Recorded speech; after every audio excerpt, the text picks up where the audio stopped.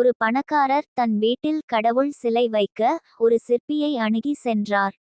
அவர் சென்ற நேரம் அந்த சிற்பி ஒரு பெண் கடவுள் சிலையை செதுக்கிக் கொண்டிருந்தார். கொஞ்ச நேரம் அவர் செதுக்குவதை வேடிக்கை பார்த்த அவர், சிற்பி செதுக்கிய 2 சிலைகளும் ஒரே மாதிரி இருப்பதை கவனித்தார். உடனே பணக்காரர், ஒரே கோவிலில் எப்படி ஒரே மாதிரி சிலைகள் வைப்பார்கள்?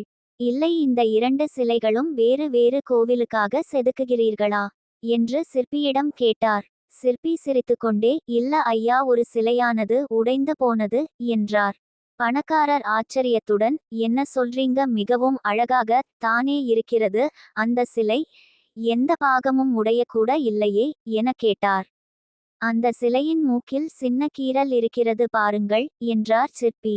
ஆமாம், அது சரி, இந்த சிலையை எங்கே வைக்கப் போகிறீர்கள் என்று கேட்டார் பணக்காரர். இது கோவில் கோபுரத்தில் 40 அடி உயரத்தில் வரும் சிலை சொன்னார் சிற்பி.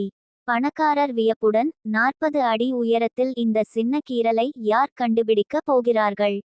இதற்காக ஏன் இன்னொரு சிலை செய்கிறாய் முட்டாள் என்றார். அந்த சிலையில் கீறல் இருப்பது எனக்கு தெரியுமே. எப்போது அந்த கோவில் வழியாக சென்றாலும் எனக்கு என் தொழிலில் உள்ள குறை உறுத்துமே. அதனால் தான் இன்னொரு சிலை செய்கிறேன் என்றார் சிற்பி. நீதி அடுத்தவர் பாராட்டுக்காக வேலை செய்யாதே, உன் மனத்திருப்திக்காக வேலை செய். இந்த மாதிரி வீடியோக்களுக்கு நமது சேனலை சப்ஸ்கிரைப் செய்யவும். நன்றி.